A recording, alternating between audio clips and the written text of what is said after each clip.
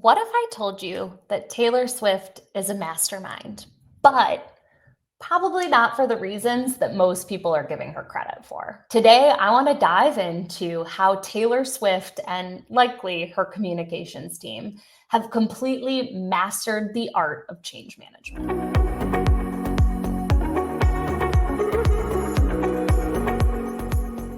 Thank you so much for joining me for this episode of Leading Change in the Wild. My name is Emma Roloff, and in these solo episodes of the podcast, I dive into current events tied to change management and digital transformation and break them down to help us really see where the theory of all of these ideas comes into practice. Today, we're going to be diving into Taylor Swift's announcement that she bought back the masters to her first 6 albums. For those of you that might not be Taylor Swift fans, or if you haven't been paying attention to the news, do you live under a rock? Taylor Swift just bought back all of her music videos, and everything that goes along with the catalog of her first 6 albums after they had previously been sold to someone else and she wasn't given the opportunity to buy them herself. Way back when this initially happened, Taylor Swift made the announcement that since she had not been given the opportunity to purchase her own music, she was going to re-record those first 6 albums so that she had ownership of her art. Over the course of time, she's recorded 4 of those 6 albums and released them as Taylor's version. Out of solidarity for Taylor Swift and this quest to regain ownership of her own art, many of her very loyal fans stopped listening to the original albums. Approved! Approved! I'm the real Gabe! No, I'm the real Gabe!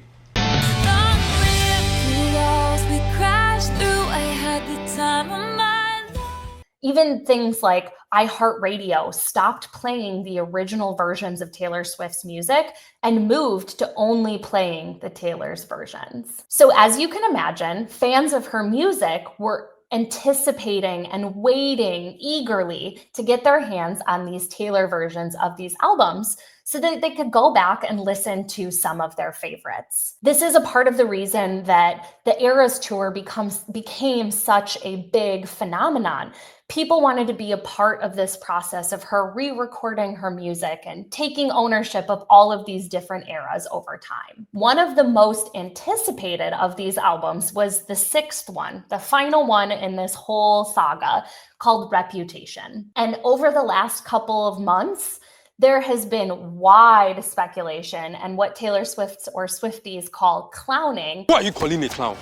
Around when she would release this album. Taylor Swift likes to drop little hints and clues, or what she calls Easter eggs, to her followers for them to be able to understand what might be coming and feel like they're a part of her creative process. And so if you watch TikTok videos or pay attention to the Taylor Swift lore, you'll hear a lot of people clowning about this idea of when the Reputation album was going to be released, down to specific days and times that things have come and gone with no release of the album. And then Taylor Swift made the announcement that she had repurchased all of those masters and everything that came along with it. But while she communicated that message, she also kind of had to paint a whole new version of what her vision for her community and her audience and her following looked like, and also deliver some less than desirable news at the same time. So when Taylor Swift made this announcement, she did a couple of very key things that I think help bring her audience along with her, make them feel like a part of the process, but most importantly, understand what was in it for them that this vision and this direction had completely changed. So in the announcement, Taylor Swift starts out by telling everybody that after such a long time and years of waiting and having it kind of pulled away from her, she had finally been able to repurchase her masters. That's a really great announcement. But as the letter that she released on her website continues, she drops the bomb on her fans that she actually hasn't re-recorded Reputation at all. And while people had been clowning for its release date, the album actually wasn't re-recorded because she couldn't recreate that moment in time that was in place when she originally recorded the album. This to the Reputation fans could have been a really big slap in the face. This is personal for me too. They've been waiting for such a long time to get their version of this album.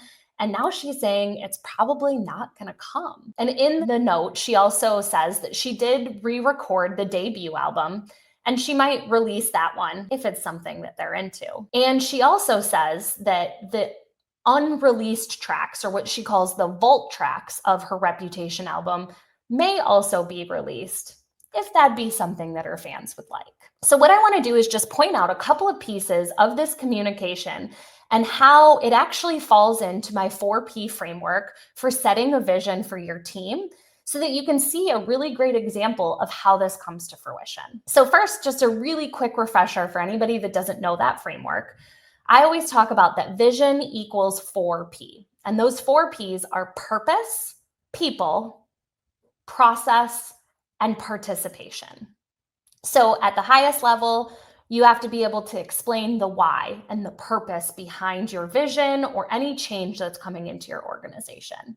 And most importantly, there needs to be a what's in it for me for the audience that you're presenting your vision to. Second, you need to be able to identify the people that are being impacted by this change and the role that they're going to potentially play in what the new outcome is, making them feel like they are a part of this whole process. Next, you need to talk through exactly what's going to change and what people can expect through that process. And finally, as the leader, you need to paint the picture of how you are going to participate in the change over time. So looking at Taylor Swift's announcement, she starts off the statement by telling her fans that she's finally been able to repurchase her masters and how much this means to her as a performer and an artist.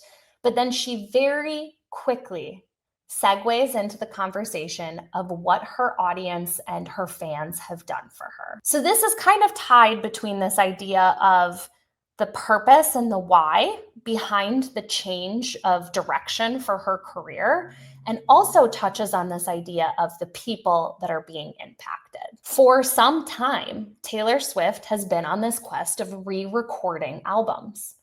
Now, the why behind that doesn't exist the same way that it used to. Now she owns that music, and re-recording it and re-releasing it wouldn't be for the same purpose that it had been previously. But the what's in it for me for her fans is she now has ownership of her entire catalog, and they can freely listen to all 6 of those original albums, the 4 re-recorded ones, and all of her other music that she already owns.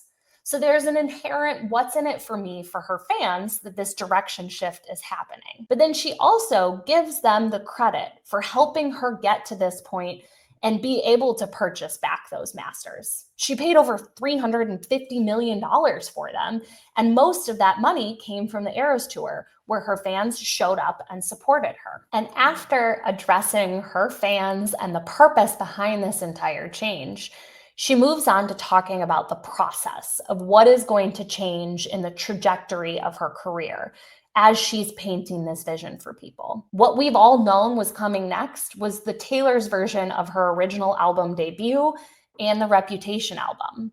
And here is where she has to kind of lay down some hard news for those Reputation fans. She says, I know, what about Rep TV? Full transparency, I haven't even re-recorded a quarter of it. And that right there, it could be some bad news to her fans.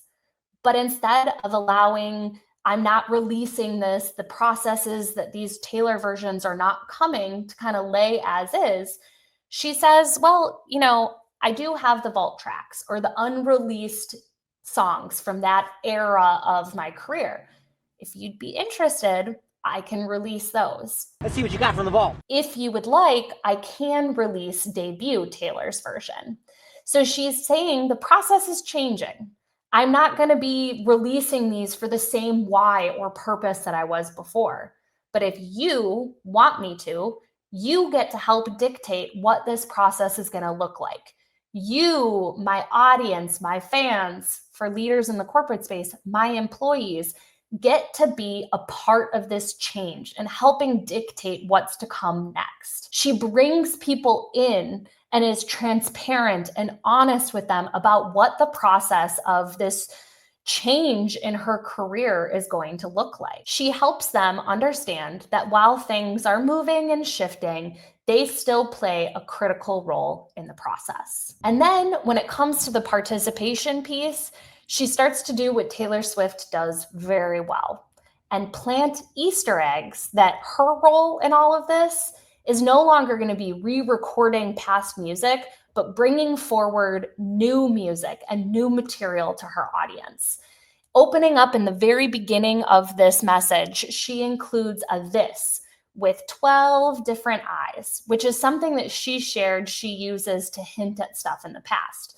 And Taylor Swift's next album would be her 12th album.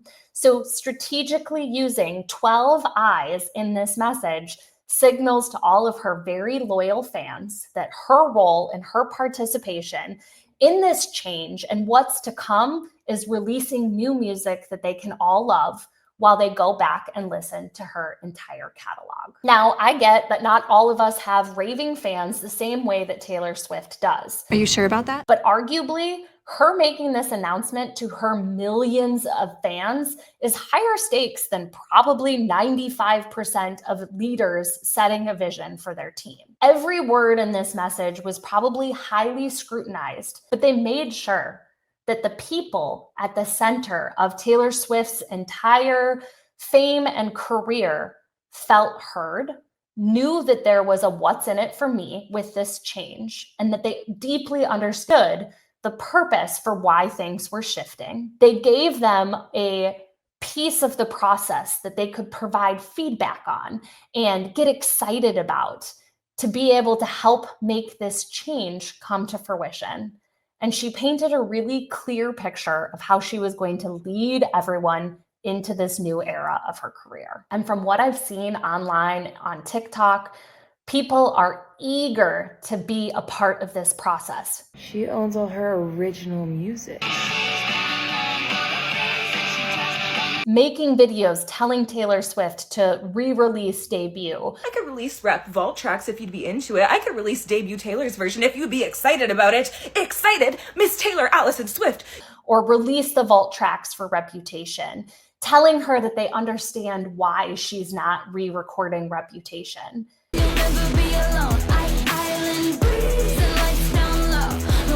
They want to be a part of the process, and she has expertly led them through to the finish line. If you're interested in more leadership, change management, and digital transformation content, make sure to subscribe and hit the like button and throw your thoughts into the comments. I'll come back and I love to interact with you directly, and I will respond to all the comments myself. Thanks for watching and have a wonderful day, everyone. Thanks for joining us for this episode of Leading Change. If you like what you saw, be sure to come back on a weekly basis and subscribe for more expert interviews focused on digital transformation, change management, and emerging technologies.